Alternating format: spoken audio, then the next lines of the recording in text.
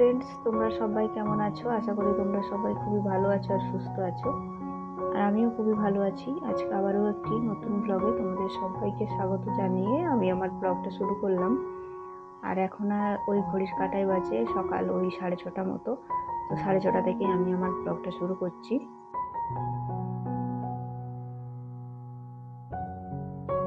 কালকে প্রচুর ঝড় বৃষ্টি হয়েছিল, যার কারণে হচ্ছে পুরো বারান্দার ভেতরে এত পাতা পড়েছে যে না আর ঝাঁট দিলে হবে না। তাই সকালবেলায় উঠেই যত পাতা পড়েছিল সবকে ঝাঁট দিয়ে সরিয়ে নিলাম।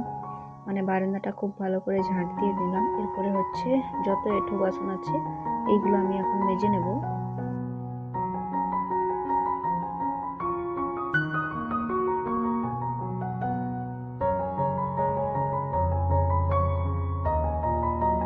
কালকে রাত্রের বেলায় সেরকম কারেন্ট ছিল না, খাওয়া দাওয়ার পর আর সেরকম কোনো কাজ হয়নি, আর ভিডিও শ্যুট করা হয়নি, যার জন্য হচ্ছে আজকে আবার সকাল থেকে তোমাদের সামনে এলাম।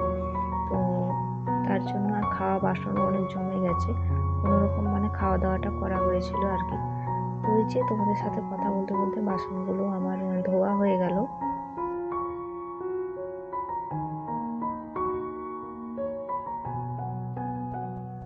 আর আমরা এই যে পাশটায় থাকি জায়গাগুলো না অনেকটা নিচু, একটু জল পড়লেই জল জমে যায়, তো যার জন্য আরো বেশি সমস্যা আর কি।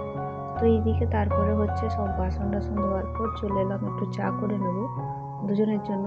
তো তার জন্য হচ্ছে একটু জল দিয়ে নিলাম চায়ের মতো পরিমাণ মতো, আর এই যে একটু গুটি মরিচ দিয়ে দিলাম, আর তার সাথে একটু চিনি দিয়ে নিয়েছি। এরপর এটা খুব ভালো করে একটু ফুটিয়ে নেব, কারণ চা পাতাটা কিন্তু একটু দেরি করে দিলেই চাটা ভালো হয়। চা পাতা কিন্তু বেশি ফোটালে চাটা আবার কষা হয়ে যায়, তার জন্য হচ্ছে প্রথমে ওই গুটি মরিচ আর চিনিটা খুব ভালো করে ফুটিয়ে নিই, তারপরে হচ্ছে যে চায়ের পাতাটা দিয়ে দিই। তো এই যে চাটা আমার হয়ে গেছে, চা করে নিয়ে এরপর আমি চাটা ঢেলে নেব। আর এই যে সকালবেলা এখন চা বিস্কিটটা খেয়ে নেব। তো সকালবেলায় চা না খেলে তো আর দিনটা ভালো যায় না। তো এরকম আমারও মোটামুটি চা বিস্কুট খেয়ে তারপরে যে পটল আর আলু কেটে নিয়েছি ছোট ছোট করে, আর কিছু চিংড়ি মাছ কিনেছিলাম, তো সেগুলো কেটে নিয়ে এলাম পরিষ্কার করে আর ভেজে নিয়েছি, কারণ পটল আলু আর চিংড়ি মাছে আজকে রান্নাটা হবে। তো ওইদিকে পটল আলুটা খুব ভালো করে লাল করে ভেজে নিয়েছি, ভেজে তুলে নিলাম। তারপরে যে একটু সর্ষের তেল দিয়ে তার মধ্যে একটু হলুদ আর লবণ দিয়ে এই যে মশলাটা দিয়ে দিলাম। মশলা বলতে এখানে শুধু সর্ষে আর পেঁয়াজ বাটা আছে, আর একটা কাঁচা লঙ্কা দিয়েছিলাম। তো ওগুলো সবকে পেস্ট করে নিয়েছিলাম। তো মশলাটা খুব ভালো করে এখন কষিয়ে নেব, আর অল্প পরিমাণে একটু চিনি অ্যাড করে দিলাম যাতে হচ্ছে কালারটা ভালো হয়, আর তার সাথে একটু কাশ্মীরি লঙ্কাগুলো দিয়েছি কালারের জন্য। তারপরে এই যে ভেজে রাখা পটল আলুটা খুব ভালো করে মশলার সাথে কষিয়ে নেব।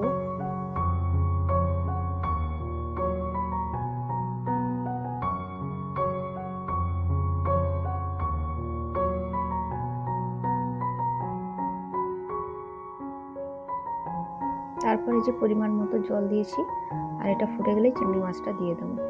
ব্যাস আমার রান্নাটা কমপ্লিট হয়ে গেছিলো। তারপরে এটা কিন্তু সন্ধেবেলায় এলাম, দুপুরবেলায় আর সেরকমভাবে ব্লগ করতে পারিনি। তো এই গাছগুলো দেখো, একটু বেরোচ্ছিলাম, তো সেই সময় এই ভিডিওটা করা হয়েছে। যে টবের মধ্যে রাখা আছে বিভিন্ন রকমের, বিভিন্ন রকম না, একই রকমেরই বলতে গেলে পাতাবাহার গাছগুলো।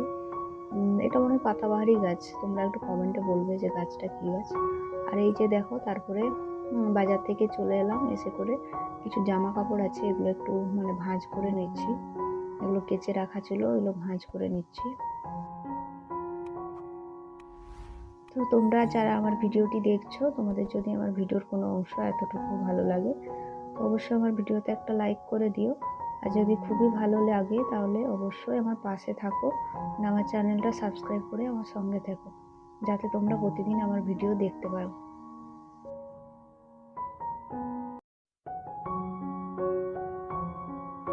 আর এই জামা কাপড়গুলো কিন্তু দুপুরবেলায় কাচা হয়েছিল, আর শুকনো হয়ে যেতে তুলে এনে রেখে দিয়েছি, কিন্তু এগুলো খুব ভালো করে ভাঁজ করে এখনও রাখা হয়নি। তো তার জন্য ভাবলাম যে এখন হচ্ছে কাপড়গুলো ভাঁজ করে নিই। আর এই যে টেবিলটা দেখতে পাচ্ছ প্রচুর অগোছালো হয়ে আছে, তো চলে এলাম এটাও একটু খুব ভালো করে গুছিয়ে নেব। যতই গুছিয়ে রাখি না কেন 3-4 দিন হয়ে যাবে, তারপরে আবার সে যেই কেসেই হয়ে যাবে।